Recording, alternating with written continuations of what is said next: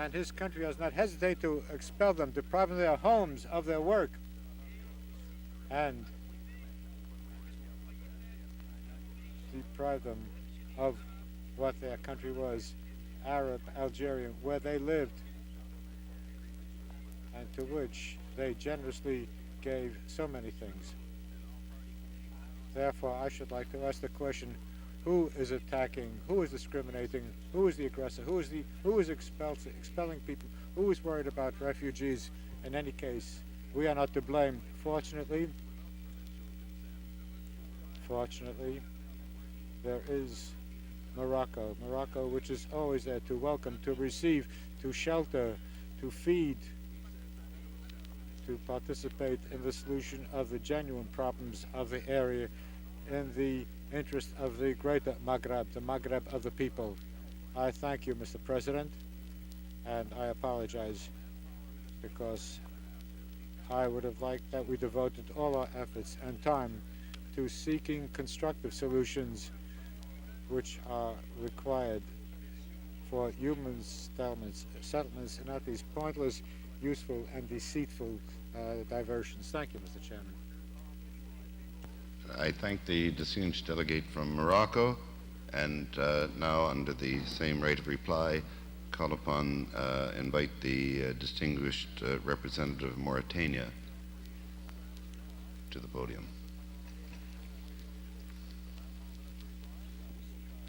Je vous remercie, Monsieur le Président. Thank you, sir. Mr. President, at a time when, on behalf of the delegation of the Islamic Republic of Mauritania, I am taking the floor to exercise my right of reply with regard to what's been said by the delegate of Algeria with regard to part of the national territory of Mauritania.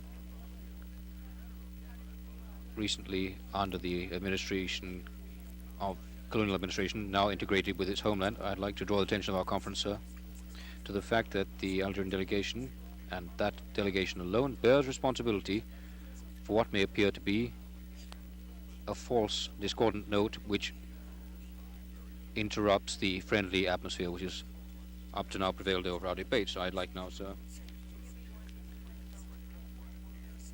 with regard to what the head of the delegation calls Western Mauritania, is now part of Moroccan and Mauritanian delegation, and in conformity with the opinion of the International Court of Justice and approved by the General Conference of the United Nations, with regard to the agreement between the two countries I have mentioned, Morocco and Mauritania, and also the former colonial power, Spain, which has just been territory which has now been brought back into its original frontiers. Algeria, which previously, after having loudly declared that it had no claims to that territory, claimed within the framework of its bilateral relations with the two countries concerned, and also at regional organizations, affirmed that it would unreservedly support any solution worked out jointly between Mauritania and Morocco. Algeria, in spite of this, today claims that the original populations of the Southern Sahara and Mauritania North are, and I quote the Algerian delegate, reduced to a condition of refugees condemned to live in intolerable conditions. In truth, sir, ladies and gentlemen, the fact is that the Algerian government, failing to heed the need for understanding, friendliness, and peace, and ignoring the efforts of the people of the territory to achieve the unity, is employing a handful of mercenaries in the territory, also Mauritanian and Moroccan citizens, for various reasons, as sometimes opposing this. The mercenaries have the task of provoking disorder and insecurity in neighboring territories. In this way, they hope to annex them one day. The fact is, too, sir, that the Islamic Republic of Mauritania is, in spite of its meager resources, trying to establish in this part of its national territory, where colonialism brought practically nothing, decent conditions of life by creating and developing necessary infrastructures for the people in terms of education, health, housing, and security. As to placing on the same footing the sacred cause of the Palestinian people, and this cause which is confused with the destiny of the whole Arab people, and that of the annexionist ambitions of Algeria to Mauritanian Moroccan territory, we'll leave that up to the people of Palestine to judge and the delegates of the Arab countries present in this room, as indeed I leave it up to the responsibility of the delegate Algeria to judge. I would like this statement to be placed in the record. Thank you, sir.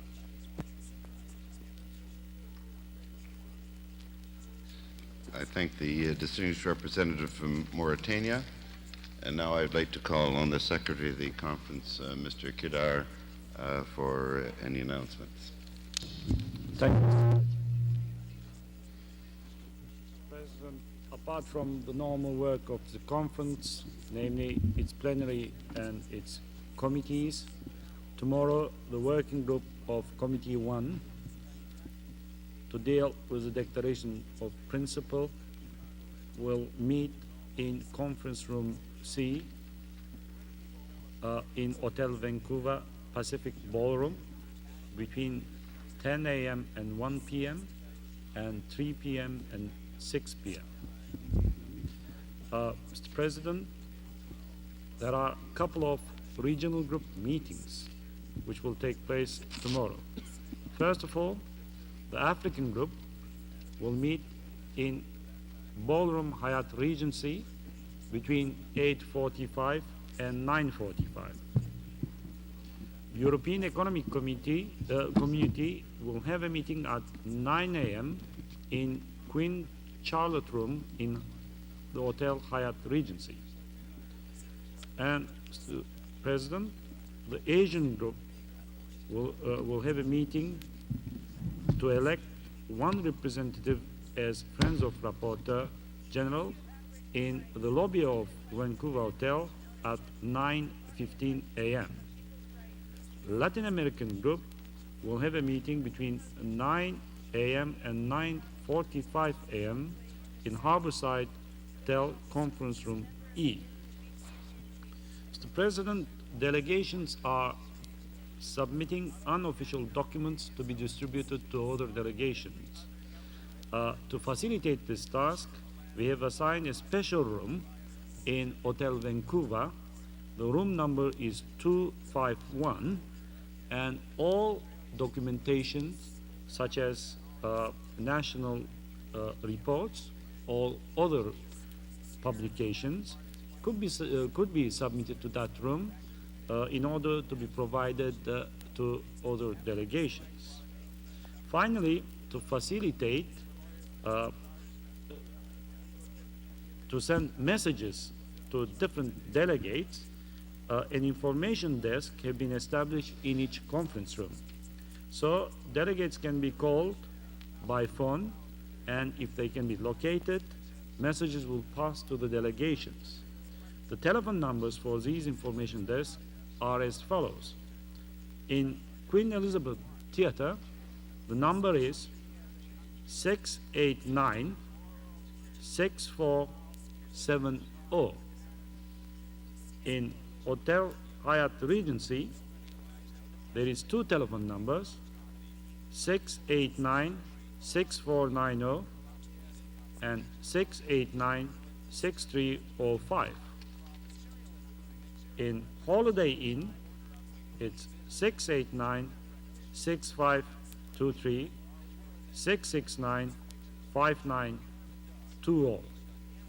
In Hotel Vancouver, it's 689-6432 and 689-6433.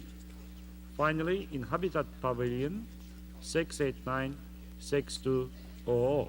We will publish all these numbers in tomorrow's journal. Thank you, Mr. President. Thank you, Mr. Kidar. Before adjourning the meeting, I would just like to say to distinguished delegates how much their cooperation has been appreciated in enabling us to conduct our proceedings in such an orderly and timely fashion. We're moving well along with our schedule so that all can be properly accommodated. A great deal of tribute goes to others who I believe fellow delegates would wish me to pay tribute to: the Secretariat, the translators, and the technicians who are making our proceedings possible, comfortable, and efficient. This meeting is now adjourned.